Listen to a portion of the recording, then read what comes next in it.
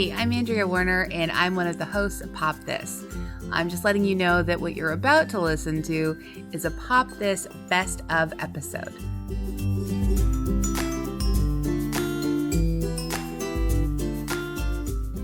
This episode that you're about to hear features one of the funniest, coolest, smartest guests we've ever had on the podcast, author, musician, and filmmaker Vivek Shraya. She joined us in March 2018 to talk about Sex and the City on the 20th anniversary of its debut. Since she's been on the podcast, Vivek has done so many things, including writing 2 books, Death Threat and The Subtweet, as well as a play called How to Fail as a Pop Star, which she's currently adapting into a TV series. Sex and the City has also done some stuff. They're back with a 10-episode Sex and the City revival called And Just Like That. It's coming to HBO Max, starring all of the original cast members, except, of course, Kim Cattrall. So in anticipation of this momentous event, we thought it'd be a great time to resurface this episode. We hope you enjoy it, and we'll be back with new episodes on September 15th. And until then, take care. We hope you're having a great summer.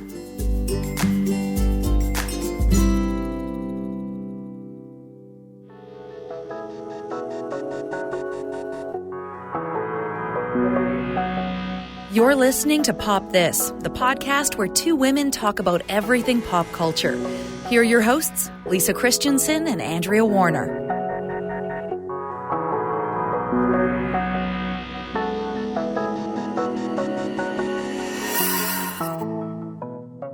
So sometimes I worry, as you know, that I'm maybe celebrity obsessed. Oh, really?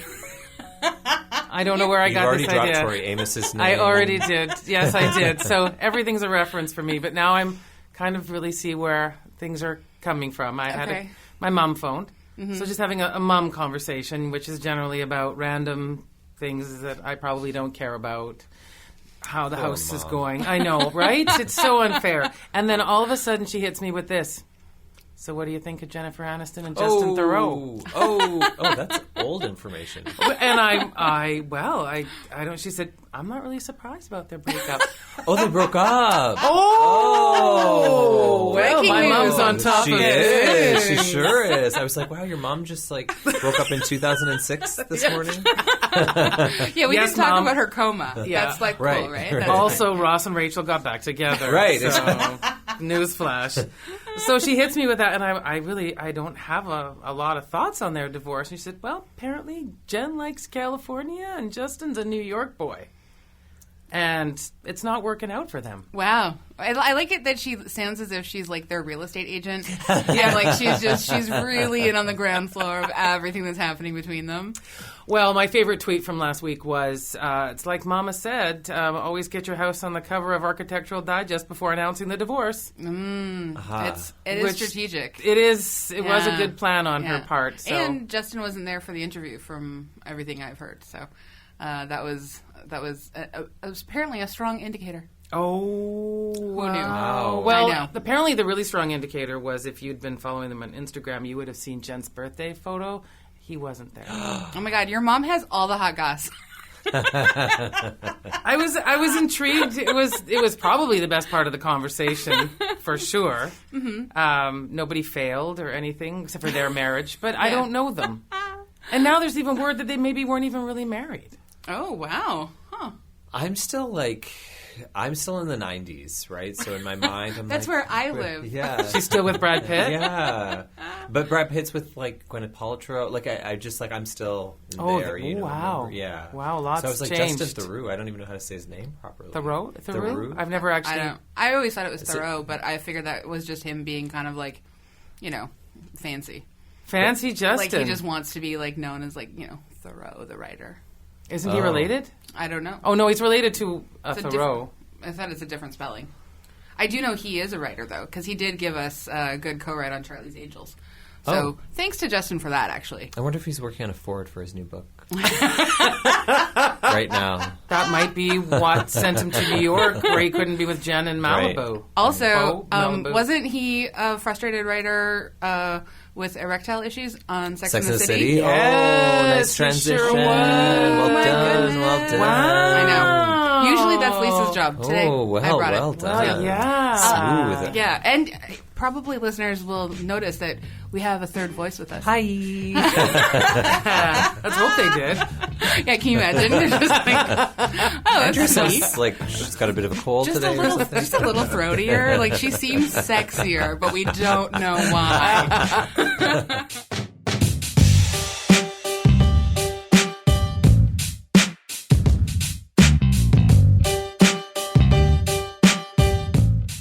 So I'm Andrea Warner, I'm Lisa Christiansen. and joining us today for a very exciting episode of Pop This is Vivek Shraya.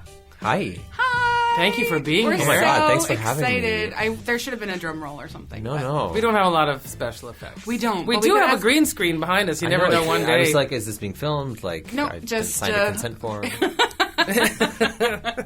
Later we'll make you look like you're in Peru. Okay. Just know that. Super exciting. Yeah. We're also like this. It's like we've been saving this moment to have you with us. We've been doing this for 2 years and a couple months. We have not done Sex and the City How's yet. that possible? Well, because you were waiting for me. well, Yes. one, A. two, there's some anniversaries actually. Yeah, this is like 1998 is when Sex and the City debuted. So this is the 20th anniversary. Oh, so you're waiting for that? Well, Wow. no, we weren't. But But- we just like People Right. that. So Two. it looks like we had Got some it. plans. Sure. Yeah, twofold. We were waiting for you. And God. then we're literally driving home last week. We're like, oh my God, is it the 20th anniversary? No, it debuted earlier. Nope.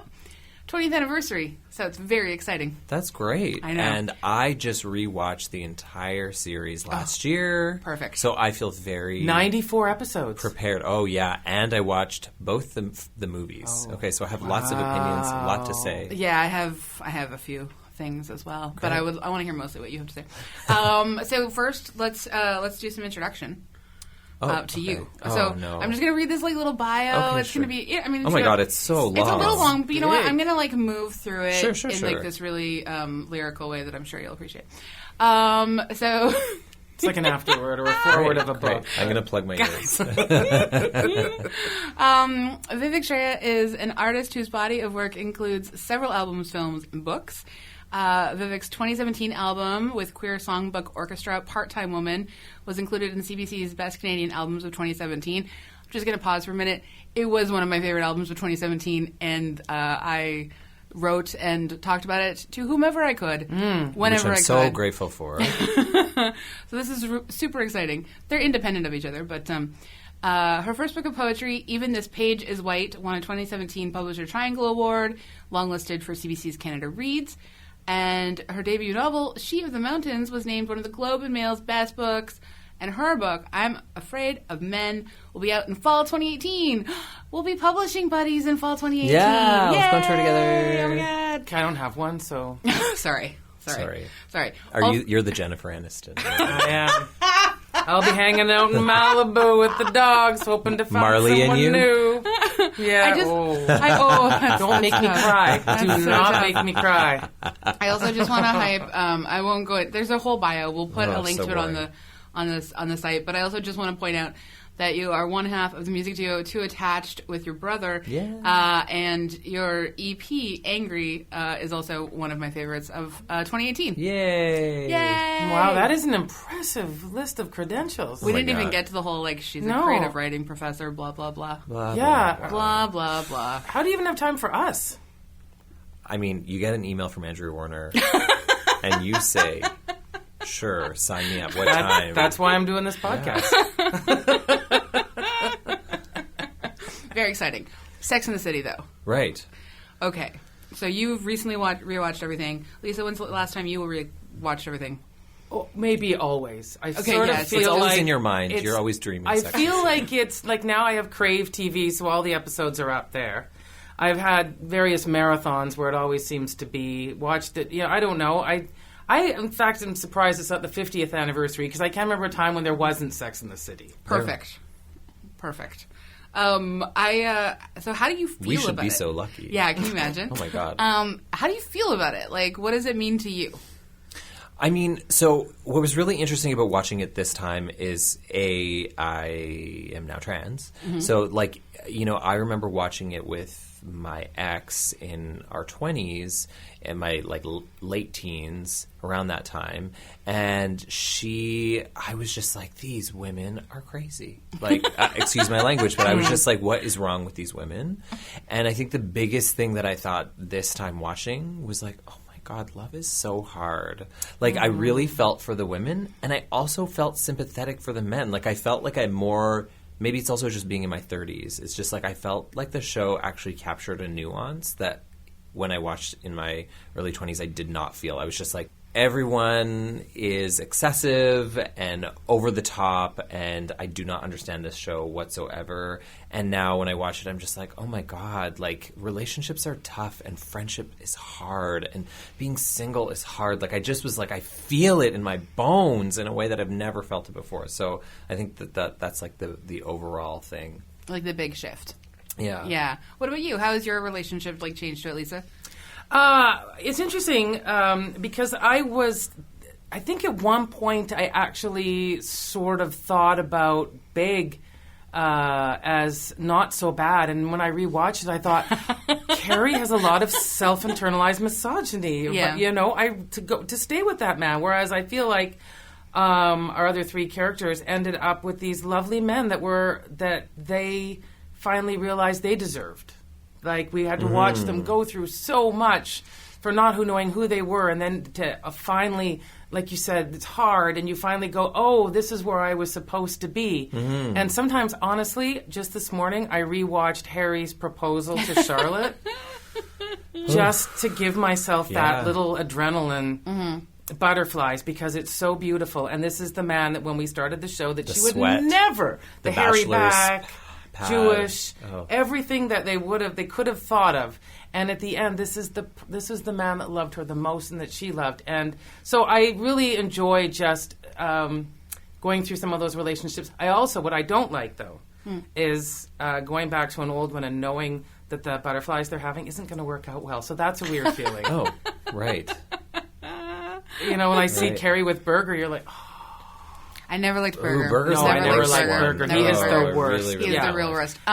So I have also rewatched it. I like my cousin for Christmas one year. He was being extravagant with Christmas presents, and he bought me the velvet pink box set of all the DVDs. Like, I have loved this show a lot, and there are elements of it where I'm completely shocked, sort of in rewatching it in later years, that it's so sexually conservative. I didn't realize that at the time. Like, it felt kind of liberating when it first came on. Totally. Yeah. Then I worked in a call center doing, like, quality control on chat lines, and I understood, like, a much larger spectrum of sexuality and deviance, and, like, just and not deviance, like, in a shameful way, but just, like, how it could deviate from, like, this heteronormative sexuality.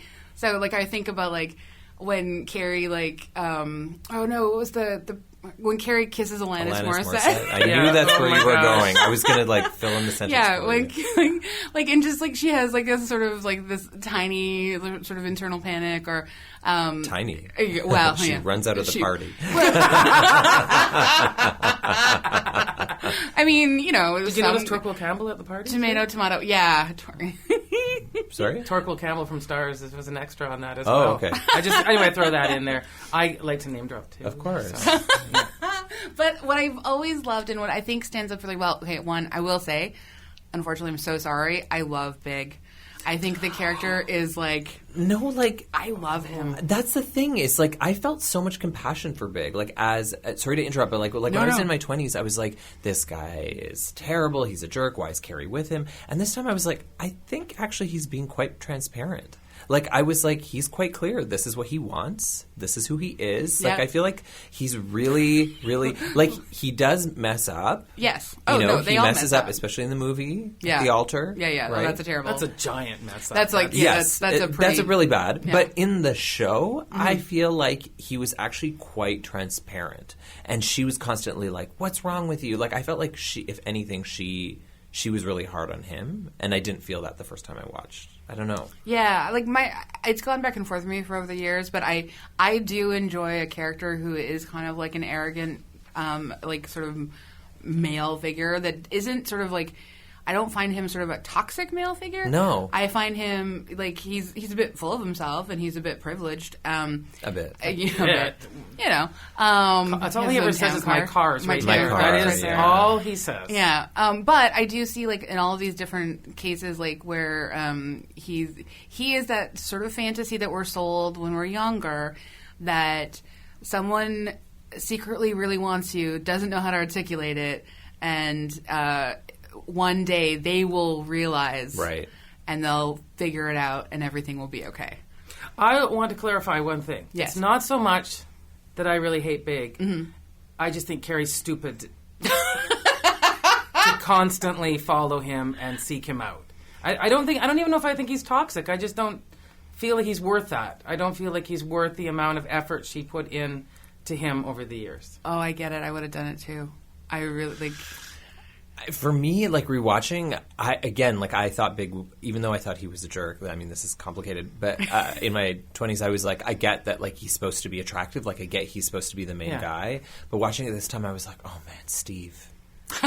Steve, what a dreamboat! Like, just put it on me, Steve. You know, I just felt so like, you know, and again, he's flawed, but he's got that sweet smile and his like accent and his glasses and his hairy chest and just like, I don't know, Steve. I was like, Steve is the sexiest man on the show. Those Aiden moves, come no, on. Aiden's a wet noodle. Yeah, no, I'm sorry, I'm Aiden's disagreeing. just like the wood. Oh, look at me and my wood. I like wood. I like wood. Listen, I like wood too, but I like Steve's wood. Yeah, but I think you're talking about a different wood, and I'm literally actually talking about furniture. And I have envisioned my home and all of that. That chair that he makes for Carrie, I've envisioned an entire... minimalist design. Well, on his makeover, I'm like, he just got a haircut. Like, when he comes back and everyone's like, oh, he looks so different. I'm like, when he opens that door and... Yeah, exactly. But part of it was fat shaming. Because it was like, he lost like 15 or 20 pounds. And I was just like... Yeah. But I will say, they also had a dog. They also had Carrie's character be like, I liked him the way he was before. So that was nice. Right. Oh, yeah. Yes, true. I hear what you're saying about Steve, though, but I think my heart really soars for Harry. You are Harry. Fascinating. Also, I'm super intrigued. I feel like by the time Charlotte's had sex with him, she's had enough sex to make a judgment. Right. That the sex is good. She keeps, like, nearly throwing up whenever she says it. So... Yes, because it's that good. It's that good. Like, everybody is... And everyone knows if you vomit after the sex, it's fantastic. Well, no, the way she talks about it, she's just like, she can barely contain herself. Right. And I'm like, that's good sex. That's good sex. Right. And for her, I agree with all of the things you said about the sex being very conservative. Yeah. And we have this... Can I say this on the podcast? Wasn't Charlotte the only one who tried anal? Well, Charlotte, that was like in the first season. Wasn't that guy? I think so, yeah. That guy was like, he wanted anal like almost right away. Yeah, but I thought she was the one when they were all sitting around that said, yeah. I don't know if she actually did do it though. And again, she said it was like that weird brunch conversation, which I would not have, but... I mean, I've had those The conversations. show's called Sex in the City, so... Yeah. You've had anal conversations at brunch? Oh, of course. Of course, All right, then. Yeah. Sorry, I guys really need to head out for brunch with you two. I need to up my brunch game. I feel like there were things... All of these things are things that I talked about a little bit, like, when I was younger. Like, I think this show really beautifully reflects what it is to be sort of in your early 30s and in a city and sort of still sorting some stuff out, you know? There's a real arc, though, and I think that's what I really appreciate about the show. By the end, that really, like, heartbreaking moments with Samantha and breast cancer and... But I feel like Samantha's the only character that actually... Well, that's not true. Maybe Charlotte, too. But, like, I feel like Samantha had the most character development. Like, Carrie just stays the same. Yeah. She's self-involved. Yes. From the beginning, she's self-involved to the end. Yeah. Totally. You know, which is why, fairly, she probably deserves Big. I'll just... There we go. There we say that go. right Whereas, there. like, I just had some character development in this podcast. Yes, you did. Samantha's character development, and actually this is what I know we're jumping all over the place, and I mean we're just going to talk about the whole Sex and the City as it stands. But like one of the things I loved most about the first movie of Sex and the City is that I thought it was completely true to character that Samantha chooses herself ultimately. Like I mean I know she's liked Smith and she's loved him, but she's like realizing that like monogamy is not for her. Yeah. Now, why they couldn't have had conversations around having like a non-monogamous companionship, No. I don't know, but like whatever. Right. Because they know their audience too. We have to kind of remember that Yeah. this is an audience for middle-aged women who probably want to feel like they're more daring than they really are, but they're not really. They're maybe more sexually conservative, the audience, than... Yes. Yeah. Yes. So this show really out there. But also, I think culturally, like, it's maybe easier, I can't believe I'm saying this, to talk about anal than to actually have a complicated, nuanced conversation about, like, open relationships or polyamory. Yeah, right? totally. Like, Absolutely. that narrative still does not really exist, right? No, they probably thought they were really, like, daring when Charlotte suggested that guy get circumcised. That was probably like a big, ooh. I didn't know we were allowed to even talk about that on TV. But you have to also remember that, like, I don't know. I feel like we were a lot more sexually conservative in the 90s. Like, I see some of the things that they were doing in that show, and I'm like, I mean, you know, not to draw comparisons, but like when Madonna put out her erotica album, like that was actually really risky at the time. So, you know, women talking about like even masturbation, like, you know, like that conversation wasn't really happening. So even though it does seem very sexually conservative. Well, there's just elements of, I think, that are sexually conservative. Sure. The other things where it's talking about like pleasure and women's like taking control of like what Sure. pleasure and like Like sexual Samantha's agency. whole character. Oh my God, right? it's wonderful. Like, yeah. And she's never punished, I don't think, really. Like, maybe a little her here and there. Friends punish her. Like Her friends punish her. Yeah, like Yeah. I feel like she's actually the best friend on the show. She's always there. Like she'll come to your baby shower even though she doesn't like babies. Yeah. But when she wants to talk about sex over brunch, they always like roll their eyes. They're like, right. not Yes, brunch. They're yes. always prudes about it. So even though she doesn't like or necessarily like engage in their family, like their values, she's always supportive. She always listens. But I don't think, like, I think she's actually consistently treated the poorly, except for during the cancer situation, and I think that is a sort of subtle form of shaming. Yeah. And when she dates, what's his name, and decides she's going to try and have a relationship with him, the rich guy, what's his... Richard. And then she's like, okay, I'll plan this threesome with the hot waitress we just met, and then she's punished very badly for that, for like being forward enough to saying, yeah, I can have an open relationship with you, I can do this, and then it ends up biting her. I love when my boyfriend tells me that he loves me, and I can be like, and I love this. And I just look at my wrist. There's nothing on here. I mean, there's a hair tie on there right now. Or best. Yes. But remember when she dates the really ancient guy? She really liked him. I know she did till she saw saggy ass walking out of the that's- bed. That was really, I honestly, like, we're not even hitting on some of the most funny moments. It is a very funny show. It really... I mean, like, kind of cringingly sometimes, because, like, some things are so uncomfortable and you can see yourself, like, like, kind of, and see sort of elements of, like, the...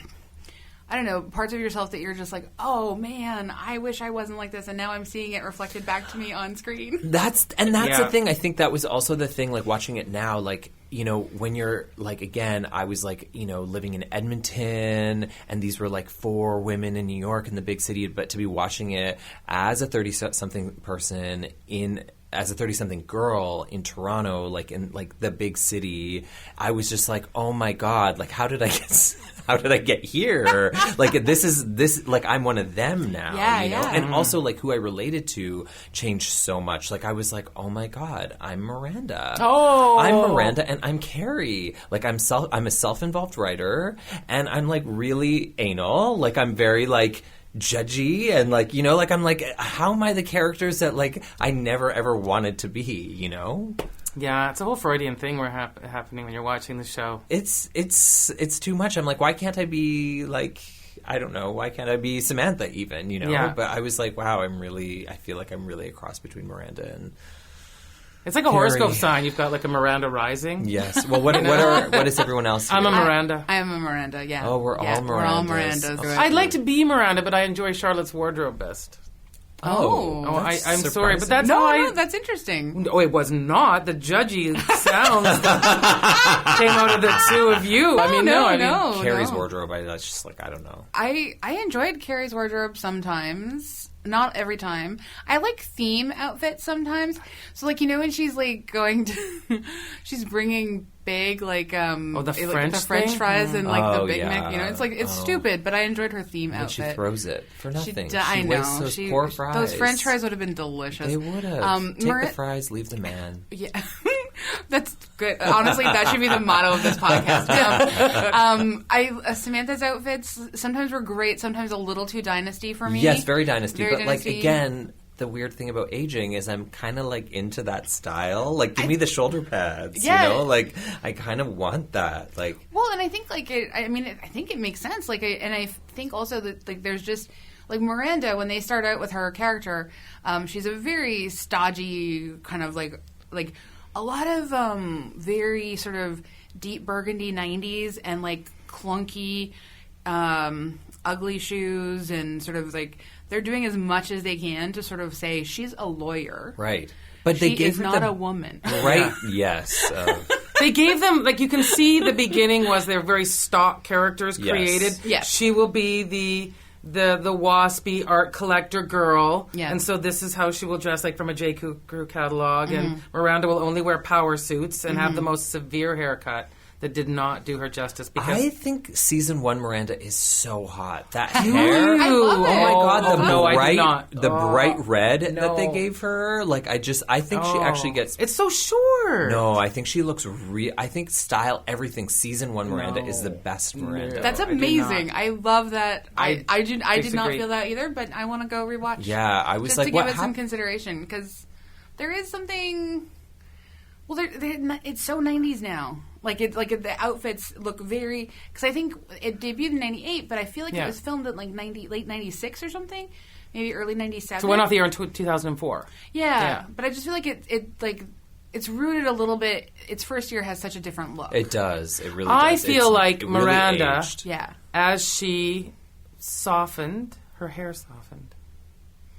I guess. I just... Because she became more like...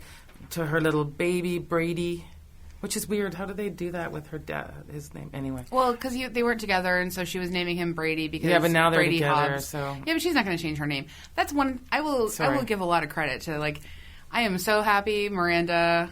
I never needed Miranda to have a child, and I don't care. But I think it would have been really wonderful to show a woman having an abortion in that time and date. Right. I really am so pleased that when they had her have the child, she was like, no, this is my child. It's going to have my last name. Yeah.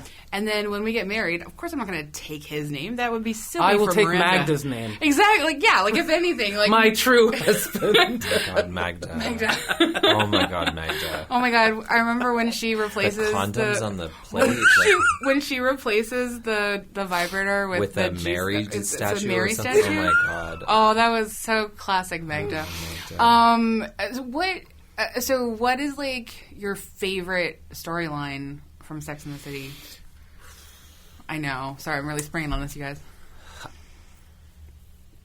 Wow. I mean, these are the ones that come to mind. Yeah. They're not favorites, but they're just the ones that I think of the most. Like, I definitely think about... I mean, here was something progressive when, like, Samantha had a relationship with a woman. Yeah. Like, that was actually really interesting. Mm-hmm. And she actually, like, the questions that she's, like, navigating, like, what she's, like... I mean, in the end, it kind of gets annoying because she's like, well, I actually really want penis. And that, like, was annoying. It's just so essentializing, like, anatomy. But everything before that, to me, was so interesting and also, like, really shocking, right? Like you didn't really see that coming for her character as, like, sexually free as she was. Like, it didn't seem like what you'd see. So, I mean, I think about that a lot, especially the scene with, her Latin lover, like, breaking the dishes and very stereotypical. That's one of them that, like, really sticks out. And the other one that really sticks out, and again, this isn't my favorite, it's just the one that sticks out, is when, like, Big drives up to the cabin. Yeah, and the big mud fight. And then they have the fight. Yeah. But it's like, why did Carrie let that happen? Like, you've cheated on your current with this person. Now you two are trying to repair.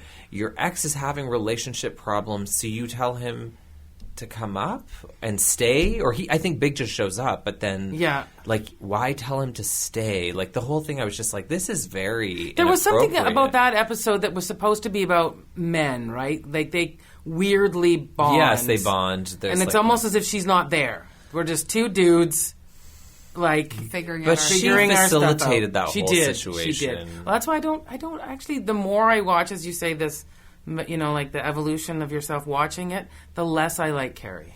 Oh, she's the worst. It really. I think at see one so much of time I myself was kind of in like, her. yeah, you're right. I want to be like Carrie. Of I'm a course, writer, we're supposed to. and We're yeah, supposed to. and I want to have cool things happen to me and all that. And no, and I don't. And I like her less and less. And actually, I honestly think that everyone likes her less because if they did a supercut of how many times they show her falling on her shoes, tripping, or having them stolen. Oh, remember the shoe fetish? Yeah, well, that was Charlotte. Oh, yes, it was. But Yeah. you said shoes. Yeah, but she had the shoes stolen. Yep. Oh yeah, I liked that episode. Yeah, that was a when good she episode. wrote them she registered herself and she went and bought. No, that's different. That's when she was at Tatum O'Neal's house for the party and they were Right. stolen. But They then there were was still in there, but then she got held up, Mugged. at gunpoint. Oh, right. And the guy was so all- there's two stealing shoes See, episodes. I think they really honestly there was a lot of writing going on where they hated her. Like there was a constant take her down a notch. Because there's so many of her falling or trying to run She from a has to get on the situation. bus where she's like on the bus. Yeah, even the beginning shows like, Yeah. "Whoa." But there was the senator that wanted to be peed on, right? Like there's a lot of Fair. things and jazz man. But I think like we're supposed to see her constantly sort of humbled in order to make all the rest of her self-absorption a little more palatable. And I do see a lot of myself in her, which sometimes makes me I reflect on that, and I think about like how can I be like less self-involved. But what I love so much is that she's not always a great friend. Worst friend. Not always a great friend. Like when she holds up with Baryshnikov in downtown, and He was just the worst boy. Worst by the way. Worst one. Actually, Really? worse than Berger. Yes, worse. Yes, Definitely worse. Yeah. But it Just started the worst. well. It was very Well, sexy. No. sure. The It beginning was at the not. gallery, No. I liked that. I didn't like the gallery, but I liked the Marina. The Oscar de la Renta dress.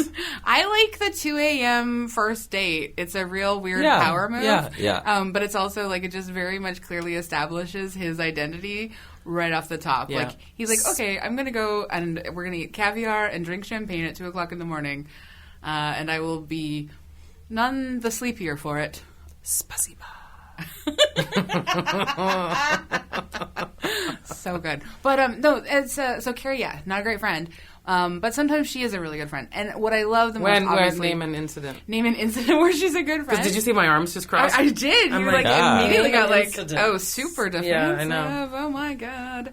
Yeah, that's well. Now I'm. I think. Do you know why you can't? Because you can't. No, there were moments where she showed up. I'm trying to. Well, think. with Miranda, she would. With the baby was crying, and she came and.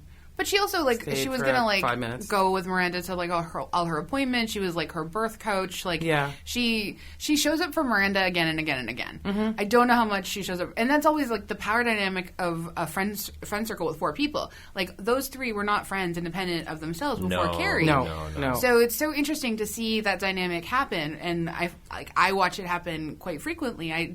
I like to bring people together, and then they become friends independent, and it's like really nice. But then sometimes there's like this little like fracturing occasionally. Anyway, Totally. Regardless, I just love the evolution of all the friendships, and like the fact that like when it comes down to it, it's like the 4 of them against the world, even when they're kind of a little bit against each other. Yes. Like they still come back to each other, which is I don't know if that's. It's such a refreshing thing to see when we see over and over and over again the ways in which women are pitted against each other in pop culture. Like, how amazing. I think for, back to what you're saying, the favorite storyline, I really did enjoy watching, this sounds weird, but I'll keep talking. Please. Charlotte's dreams get destroyed about Trey. Right. That she had this, like you were saying about how we grow up with a certain idea of what that this is perfection. This is the perfect man. He's absolutely perfect on paper and in person. Yep. And then he's such a dud. And Such a dud. And also, worse than being a dud, is fully accepting of his dudness. Like the scene at their weekend home where she's been making out with the she's just gardener, like- and he's just out playing tennis, hitting things, and And he's like, yeah, no, you should be making out with the gardener. I mean, I'm not going to do anything for you. His mommy Mom issues. Bunny. Oh And my Bunny- God, Bunny. Bunny is... Bunny and Magda, all the awards. Oh yeah, they're fantastic. The duck house, the house Oh of my duck and tartan. God. Oh my God. I mean, I just thought that was... I really liked, because of all the different things we've been talking about the show, I really liked, again, watching the evolution of these women, and I really liked who Charlotte became. And she became very empowered. Like she said, I know my worth. And I mean, it's kind of gross to think about us having to assess our value in our divorce settlements and a monetary value. But, that's really like what she was going to take from this relationship after it sort of shattered all these illusions. The best she can do is sort of assert herself and stand up for herself. Yeah, and then Trey turns out to be a good guy, where he's just like, Mom, she deserves... Yeah. Or mother. I'm sorry, Mom. Mother. She deserves the apartment. Like, he's just kind of like, that's what she gets. And I don't know, and then watching the other relationship bloom, I just thought it was a really interesting, since we are all so trained with rom-coms. You love Charlotte. You love Harry. You love Charlotte's wardrobe. I love it. You're It's just good. like a Charlotte stan. It's pure. Yeah, it's it really is. It's pure. really pure. Yeah. I Did you do. feel she was super shortchanged in the film, where all she got to do was have Yeah. Diarrhea. Yeah. Yeah. No, I did. That was a really And terrible now, storyline. in real life, she's an elephant activist. Oh, that's kind. So That's important. I don't know why I brought that up. Oh, Like, that should help me. Right? And that she's like there with the elephant, saving Oh them. my God, I changed my favorite character now. I'm not going to say for sure that she also threw Jerry Seinfeld's toothbrush in the toilet, but that is just I like it. because Kristen Davis was on Seinfeld. Yeah. Seems I've followed her entire career Right. forever. Did you watch her at Melrose Place though? Come on. Yeah. Are you? Yeah. Oh, wow. Yes. Yeah. Oh my God, I forgot. Yeah. Sorry, does no one else like Charlotte? Am I like, because she's the worst? Everyone hates I Charlotte. honestly, No. I will say I've never encountered someone who is a Charlotte fan before. Wow. So this is very interesting. You're like a sort of. I'm not shaming you. I Do you feel feel shamed? I feel there are deep questions that will be No. examined later. I don't have any questions. I get it. Like I've just never. Charlotte has always been sort of the most. I don't know. She's just like the person I have the least questions about. So I've not. That's found her- why, to me, it was so interesting watching her change. Oh, which is why I did not find her that interesting Oh. because I just like I have the fewest questions about like her as a character. Yeah. And I didn't find her evolution over the course. Although I did. I mean, honestly, who's not going to love a pregnant Charlotte screaming at Big in the middle of the street? Oh, that was great. Yeah. That he ruined. Like A was curse on great. you were never born. What did she say? I can't even remember the Curse full on quote, your but life, or yeah. It was beautiful though, and she was, but like, and the really meaningful, like I was rooting for you, like, and I think for her, any of Carrie's friends at that point, to sort of have gone on this ridiculous long. Don't forget the trip they took to like what was the Hamptons, and she ended up with crabs because she was pretending she was 20. Yeah, That was kind of funny. that was funny, but Yeah. it's still better storyline than diarrhea. So we are both Miranda. Like you, she's your Yeah. favorite. No. Oh No, not my favorite, but- Samantha's my Right, favorite, okay. but I feel like I'm a Miranda Carey hybrid, Right. much to my chagrin. Why don't you think you feel more like a Samantha? Oh, I'm not. I feel like I'm in like a therapy or something now. All of a sudden, I'm very sexually conservative. all of a sudden, I'm going to be like, you can be whatever you want. If you want to be Samantha. Be There's a certain, I think, like, and I mean, we haven't even talked. Oh my God. Okay, we've only got so much time, and I have to race us through the first and second movie. I did not even. I'll be honest, I didn't see the second movie. The second movie is the most racist, horrible thing in the world. Yeah, It's that's what I very, kept very hearing, so I thought I'm not racist. doing It's very it. racist, and like I actually rewatching the first movie, I was like, oh, this is actually not so bad. I actually Yeah. really enjoyed the first movie. So when I rewatched the second one, I was like, oh, maybe this won't be. And then it was like, no, this is really bad. I found it kind of, and I know this is kind of maybe strange and maybe not my place to say, but I kind of found it homophobic. Like the first 20 minutes of that wedding, they say the words Oh, gay wedding like yeah. 800 times. This Like, is two now. It's like a Yes. Yeah, such okay. a drinking game. Yeah, It's no, like- I did not. Like I said, there was no reason to compel me. As much as I love all of them, I just thought I didn't want to have it tainted in my head. Yeah, I think the first It's movie. a bit tainting. Yeah. Yeah, the first movie is great. The second movie is just. And so why are we also have to get to the feud. Oh my God, when I saw that Instagram post, I was like, did her account get hacked? Yeah. Like, I was like, what is it didn't seem it seemed like a meme. It does seem like a sort of one of those like really like grief-stricken, angry, all sort of raw nerve kind of posts. Well, she hasn't apologized yet. I don't think she's going to apologize. She's going to. No, I don't think she's going to apologize. And I don't think she should. Like, honestly, I feel like whatever the feud is, for someone to have that kind of reaction, I'm like, I was like, oh, something really bad has happened here. Yeah. But she's always maintained that they did not have the friendship that we thought they did, right? Isn't that... Yeah, like Kim Cattrall has been always been very saying that upfront we're not about great it, friends, we weren't great friends making the show. Yeah, and whereas like Sarah Jessica Parker, she is very... I think about this a lot, actually, particularly with this... the way she's sort of so performatively nice and sort of has kind of like... You don't really know much about her life at all. Like, Also, you know my her mom, through the she probably characters. does. Yeah, she probably does. But like, she's a musical theater kid. Like, she grew up on Broadway. She married Matthew Broderick. Equivalent. Like, there's so many strange things. Yeah. But I just feel like when you're like a child actor, like you really can dig into a certain performative sort of character, and I can see like how she has always dug into like, I'm, like, really good, and everyone likes me, and I'm, like, an advocate for, like... Where Kim Cattrall has never, ever, in my experience, and I don't know if it's just because I feel associated with her more because she's Canadian, perhaps that's why, but she doesn't ever seem to care. Like, she's just done so many crazy things, and also really interesting projects in Canada. She has a much more interesting, like, she seems more real. Yeah, she does. And you've interviewed her, haven't you? Yeah, Yes, I interviewed her for a few years ago. Well, actually, God, Was that the like, second, The Skin? Like 9 years ago. No, it was a little indie movie she made, and we had like a really lovely chat, and it was so nice. And she was playing a mom who had a lot of really hard times and a really hard life, and goes through something with like I think her 9-year-old, and I can't remember exactly what it was, but she did a really beautiful job, and she was really like thoughtful and interesting to talk to, and. Yeah, I don't know. Just she seems a little bit more real.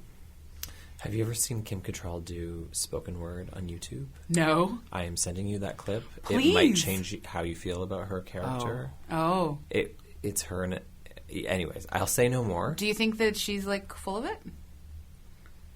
Full of it? Like, are you on Kim Cattrall's side in the feud? Yeah, I'm definitely on Team Kim. Team Kim? Okay. 100%. Yeah, we've already had this. Yeah, we're Team Kim, too. Yeah, we're Team of course. Yeah.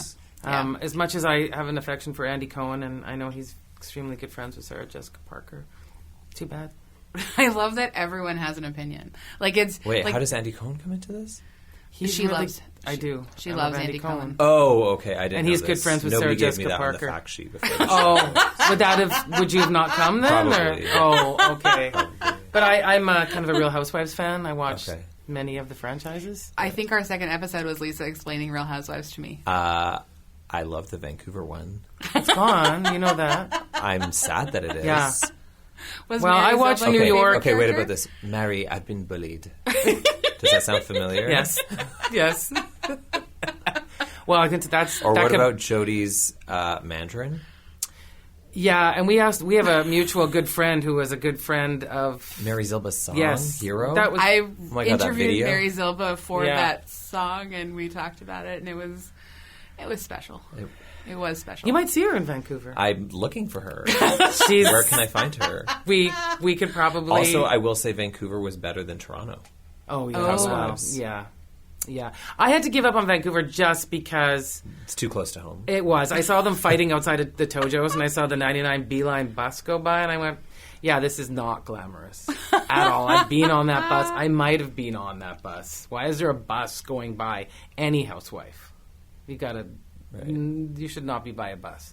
You should only have Hummers in the background of any scene. It needs to be completely artificial. There needs to be some car that you have no business owning because we actually know you're broke. What about Mary Zilba's drink Blue Tulum? I don't know that. I watched. You did. You did. You did. What is the Blue Tulum? Oh, she invented a drink. Blue Tulum? How do you spell that? I don't know. Wow. It's something to look up later. We only have a couple more minutes, so I just want to Let's bring us back to the girls. Quickly bring back to the girls. What do you think is like the legacy of Sex and the City? Ooh. Wow. I think what we were saying before, it was, I think at the time, it's hard to go back. Like I said, I always feel like it's always been there.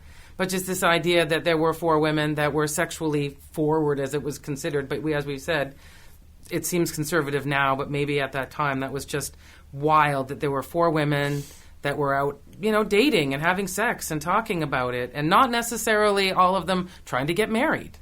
I mean, I think that was a big deal. And I feel like we've discussed before about how the evolution of rom-coms that people make fun of them, and now people are kind of like, hey, why can't we have these stories? What's wrong with them? And so I feel like now we look at Sex and the City in a lot more of a fair way. That it wasn't disposable and useless and just garbage. Yeah. It was the Madonna erotic album. I didn't like the album. It's so good. This is the 20th anniversary of Ray of Light, which Deeper I think is a great album. Oh, Ray of Light's great, but like Deeper and Deeper, Rain. Yeah, well, that's good. You're Fever, right. Like those are good songs. Actually, those are good songs. Those are good songs. Yeah. I love Madonna. It got overshadowed because of the sex book. That's what happens. Women aren't supposed to talk about sex.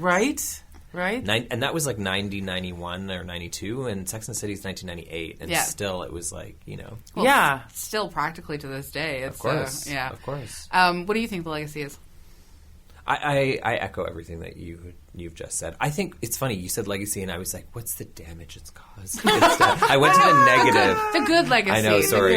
I just went to the negative because you can say the negative. That's fine. I mean, for me, the challenge is just like. So I'm currently trying to write a story about female friendship, and it's just having this conversation with a friend about how hard it is to write grown women whose stories aren't about family or babies or men. Mm-hmm. And, that show centers men absolutely. That whole show is centered around men. And so, again, I think it's such an important show. I think it did, really important things. But I also am just like, what would a show with 4 women that didn't center men look like? And, I mean, that's what I'm trying to create. But it's it feels impossible. And also, I think that sometimes it over-romanticized friendship. I think a lot of people who watch that show are dreaming of, having the group of 4. Yeah. And I think, in my experience, friendship is so much more complicated than that. Mm-hmm. And lastly, I think it also really glamorized New York. For me,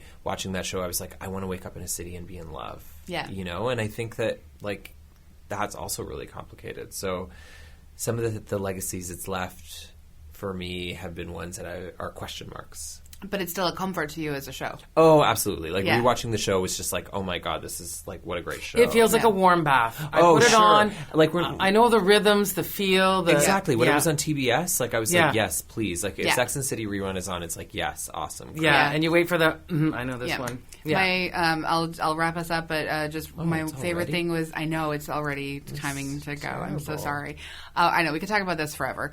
Maybe next time you come through town, we'll just do Sex and the City Part 2. Sequel, yeah, perfect. And it'll be better than the movie sequel. It totally will be. Well, not the first one. It'll live up to the first one, surpass the second.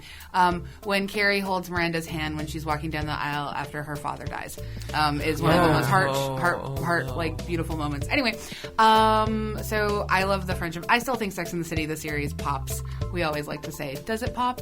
I think it pops. Yeah, oh, absolutely. I don't even. You really shouldn't be asking. Okay, I'm sorry. Take back the question.